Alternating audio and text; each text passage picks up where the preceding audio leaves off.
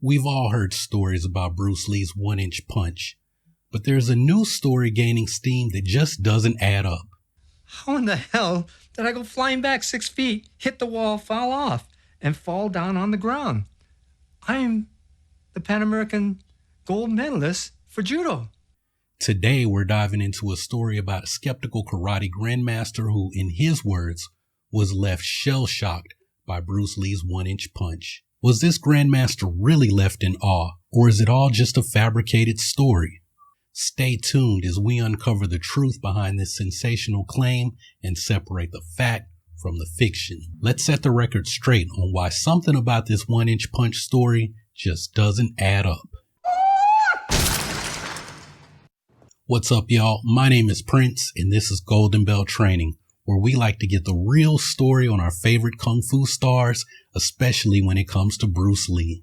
And every day, I practice martial arts. You see? Today, we're getting deep into the details around this story about Bruce Lee's famous one-inch punch demonstration and an alleged encounter with a skeptical karate grandmaster who claims that he was left shell-shocked by Bruce Lee's power. So here's the story as told by Beardy Bruce Lee Central in his video, The Most Insane Piece of Bruce Lee Footage That You Will Ever See, the fastest punch ever recorded. Hey everybody, Goldenbell Training here. What's going on, guys? Okay, so Bruce Lee became a big star after he played Kato in the Green Hornet, and all the karate tournaments began to invite him as an honored guest to perform his famous demonstration. You know, he would do the 2-finger push-ups, the unblockable punch, and the 1-inch punch.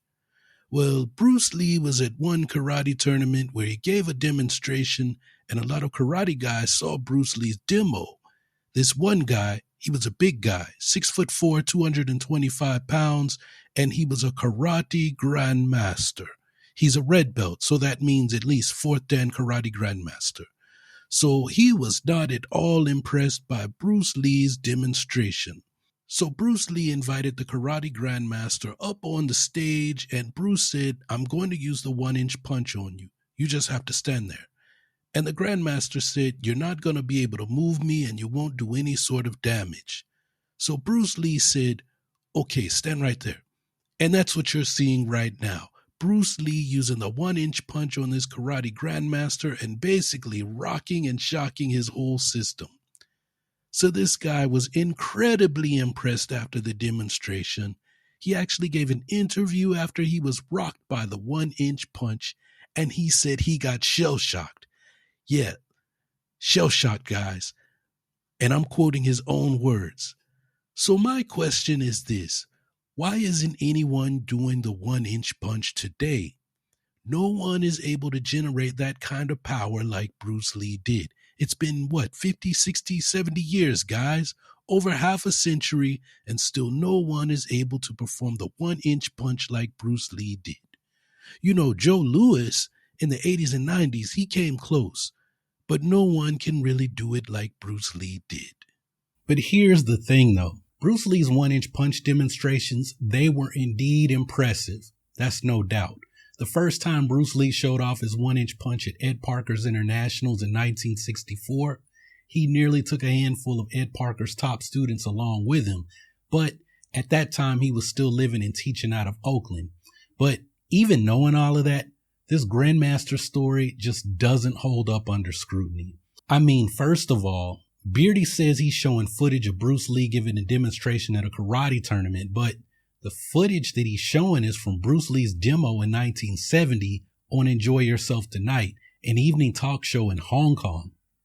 You guys probably don't remember, but Beardy showed this same piece of footage in a video last year where he claimed that it was secret footage that Bruce Lee never wanted anyone to see.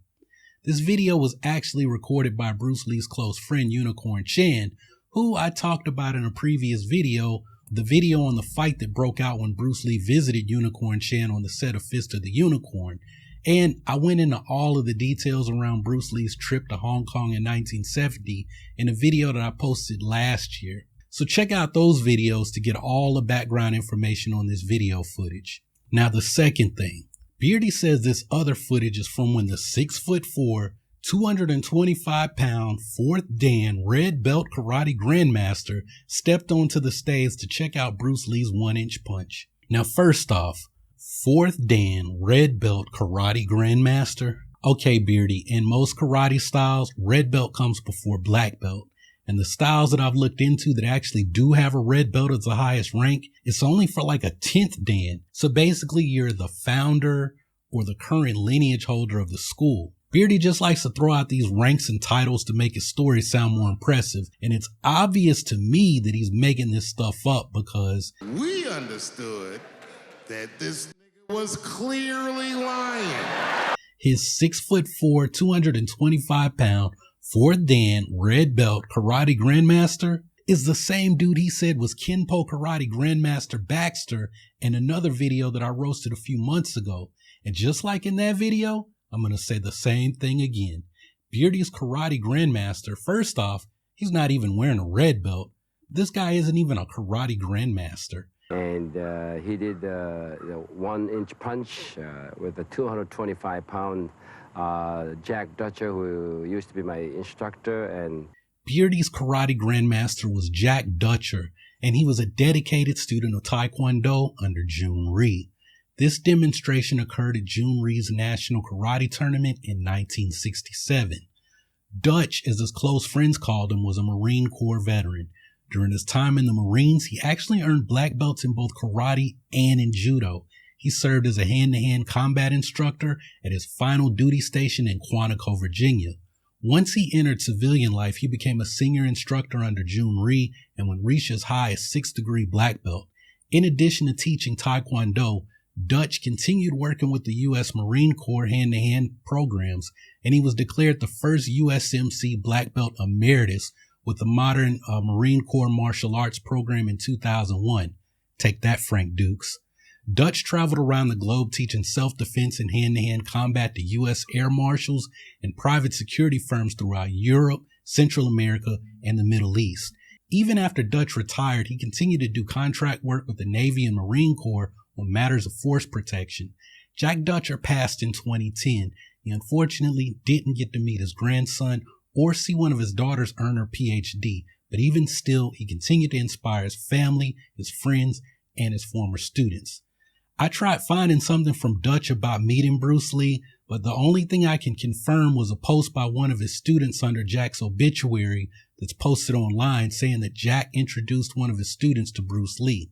I also found this in a Google search, but like I said, I can't confirm that Dutch wrote it, but it says, and I quote, "This was the competition in which I scared Jun Rhee," referring to the 1969 National Karate Championships. Bruce Lee and I were exchanging punches in the basement, and Mr. Rhee just knew one of us was going to kill the other. In the length of time that I threw one punch, Bruce threw 3. That told me that I needed work. I was too slow. We had a great time, except for Mr. Rhee. So that was either written by Dutch or another one of Jun Rhee's students.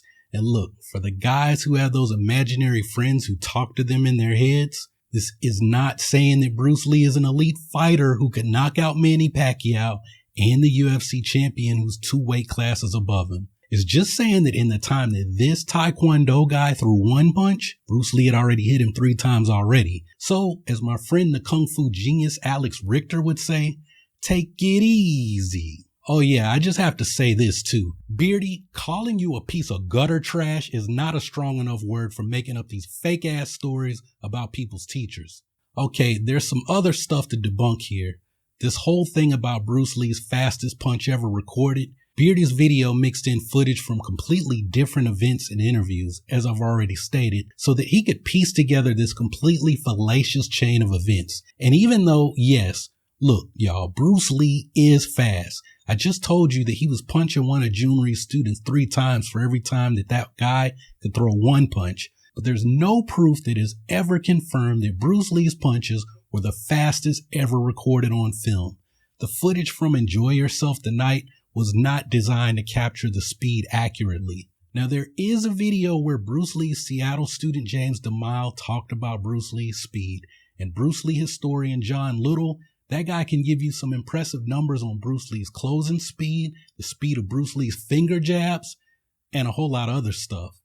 Now, are these at all accurate? I don't know.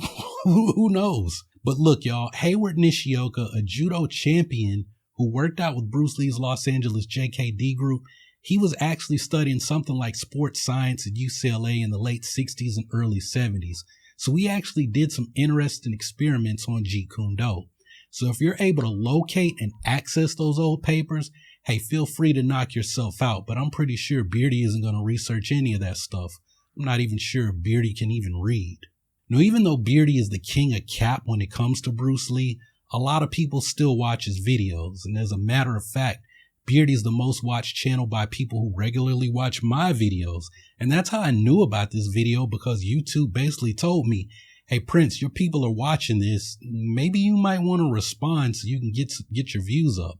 But look, I understand. People admire Bruce Lee's incredible skills and they like hearing stories about him. Some comments on Beardy's video like Bruce Lee was a superhuman in martial arts and Bruce's speed and power were unparalleled. Look, those comments reflect the admiration that people have for Bruce.